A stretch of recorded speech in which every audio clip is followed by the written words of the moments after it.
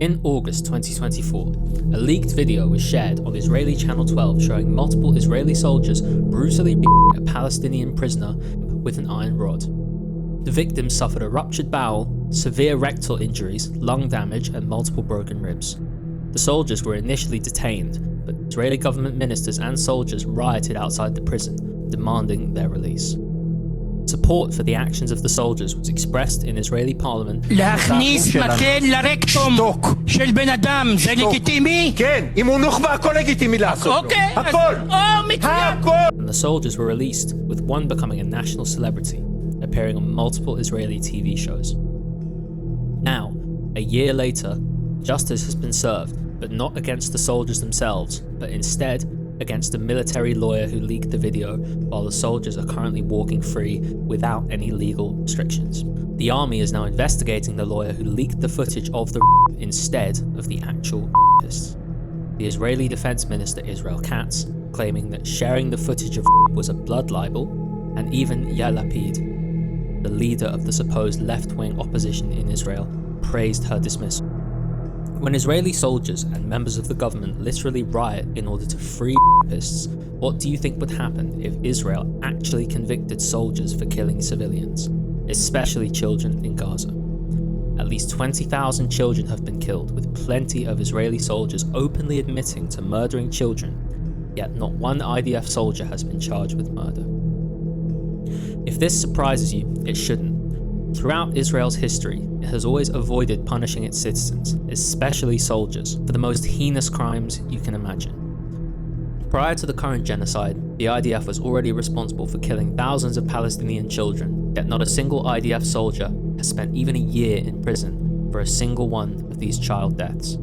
In fact, the longest publicly known prison sentence an IDF soldier has served for harming a Palestinian is only 9 months.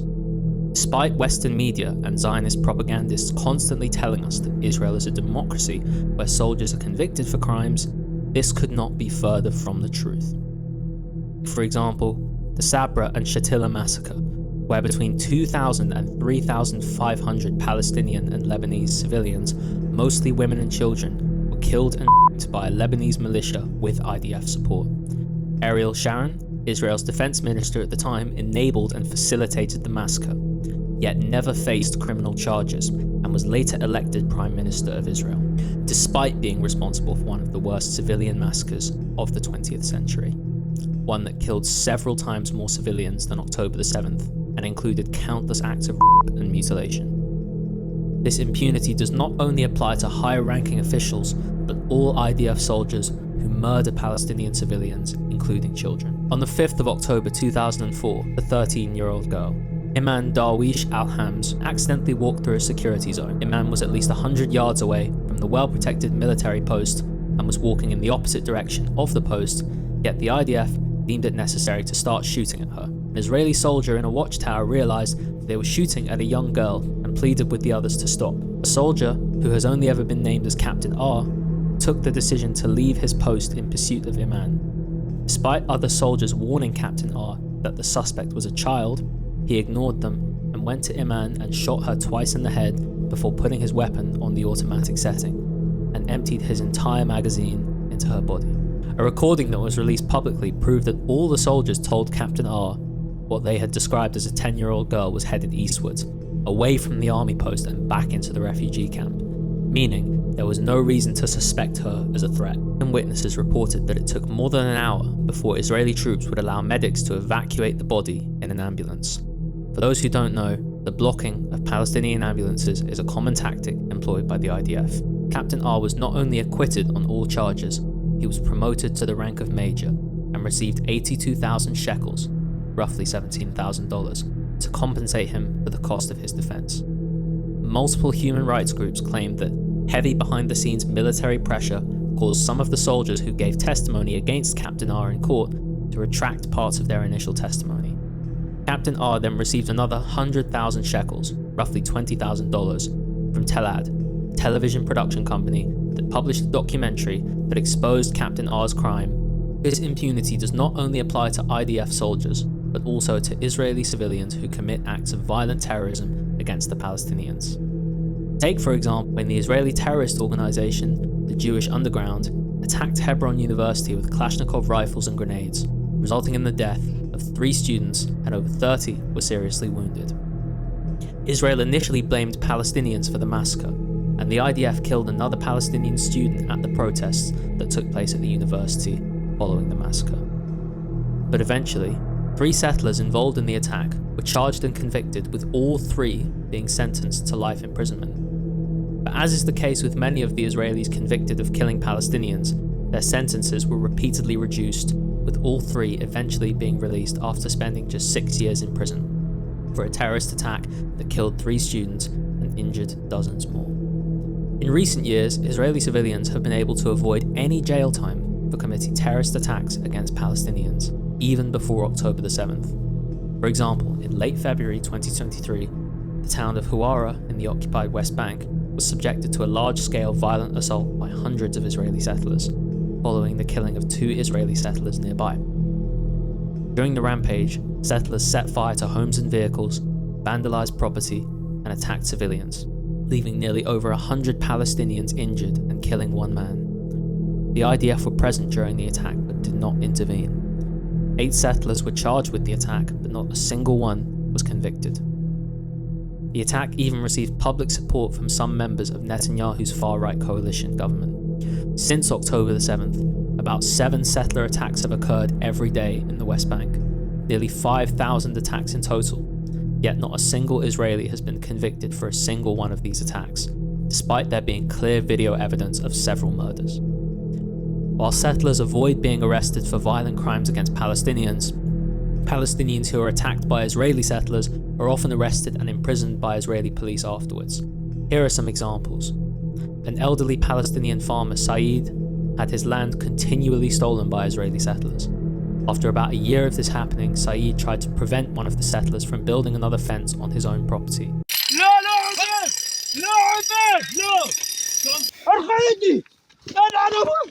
Remember, there are 3 settlers present. One of them has just attacked Ilyas from behind and is now restraining him on the ground. Saeed tries to help his son while another settler kicks him. Then 2 shots in the air. Saeed is dragged away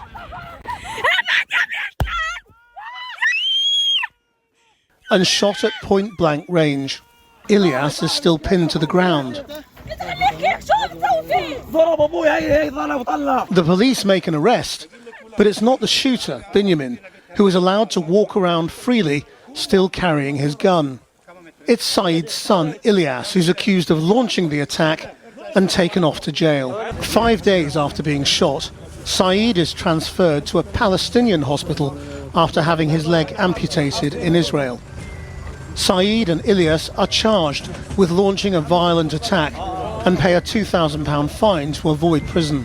In a separate attack, an Israeli settler killed Palestinian activist and Oscar winner Adwa Hathalin. Despite this murder being caught on camera by multiple people, including the murder victim, the murderer was placed on house arrest for 3 days and then released without charge. In fact, the Israeli police decided to detain the body of the murder victim for longer than the actual murderer spent on house arrest. Another incident involved a settler shooting a Palestinian on his own land at point-blank range, while an Israeli soldier stood watching. Point blank in the stomach. An incident broadcast around the world. According to his lawyer, the only consequences so far for the settler who shot Zakaria, he had his gun confiscated. We asked the Israeli police about this, but they refused to comment. These examples only represent a tiny fraction of nearly 5,000 Israeli terrorist attacks on Palestinians in the West Bank since October the 7th. Keep in mind, these attacks mainly take place in Area C, which is under full Israeli civil and military control. There is not a single Palestinian militant group based in Area C, so these attacks are rarely in response to Palestinian violence. Instead, these joint settler IDF attacks are part of an Israeli strategy to annex the West Bank. While Israeli civilians caught on video committing murder walk free, Palestinian children are sentenced to at least 3 years in prison simply for throwing stones at soldiers. And that was before October the 7th. Now, Israeli soldiers often respond by killing Palestinian children outright, sometimes for throwing stones, and sometimes at random when they can't find the alleged stone throwers. The most recent example is an 11-year-old boy shot dead by the IDF while playing football.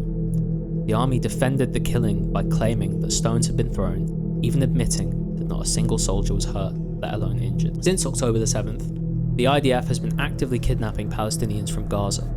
According to Israel's own military database, only 25% of Gazan detainees are classified as combatants, and Israel's definition of fighter is notoriously broad. Regardless of that label, these detainees have been subjected to brutal treatment in Israeli jails, systematic torture and stress positions, deliberate exposure to filthy conditions that cause scabies and other skin infections, beatings that leave prisoners with broken bones which are then left untreated in some cases, prisoners being beaten or tortured to death. בתא אפשר לראות שמדובר במיטות קומותיים בלי מזרן ואין אסלה, רק בול פגיעה בחושך כמעט מוחלט לאורך היום. כולם מזוקים ברגליים כל הזמן, ואחד לשני. Israel currently holds over 3,000 Palestinians from the West Bank without charges or trial in administrative detention, a practice that has existed for several decades. And even when Palestinians have been convicted of crimes, they are tried in the Israeli military court system that systematically denies Palestinians fair trials. These courts deliver near-universal convictions, with nearly 100% of those charged with crimes through a discriminatory dual legal regime where Israeli citizens face civil courts while Palestinians endure military tribunals run by uniformed soldiers serving as judges, prosecutors, and investigators. In contrast with the near 100% conviction rate against Palestinians, only approximately 3% of investigation files opened into ideologically motivated offences by Israeli civilians against Palestinians resulted in a conviction between 2005 and September 2023 in the West Bank. Trials against Palestinians are marred by coerced confessions extracted under torture or duress as the primary evidence, with detainees often denied timely access to lawyers. Palestinians are subjected to 60 days in isolation prior to trials, facing vague charges like incitement for social media posts or alleged affiliation with political groups, which can include owning flags of organizations that Israel considers to be terrorists. Nearly half of Palestinian men have been arrested, and over 1 million Palestinians have been imprisoned since the start of the occupation. Of course, some Palestinians in prison carried out attacks in what is, legally under international law, recognized as Israeli territory, but the vast majority of prisoners were either involved in violent or non-violent resistance in illegally occupied territories, imprisoned for entirely ridiculous reasons, or simply arbitrarily kidnapped and jailed. For example, a Palestinian woman released in the January 2025 hostage exchange was imprisoned for sharing a Quranic verse on social media and convicted for incitement. It should also be emphasized that while Palestinians are essentially convicted in kangaroo courts, they have also a near 0% chance of having convictions overturned. Palestinians officially deemed non-threatening by the Israeli state are not safe either. IDF soldiers routinely break into their homes in dead of night for so-called training missions, seize residents, and only hours later inform them that they were never actually under arrest. The IDF even uses the homes of those same civilians as military bases, turning private homes into instruments of occupation. Hussein says he was told by Israeli security chiefs that they were occupying his house to protect Jewish settlers. I can't leave the house without permission.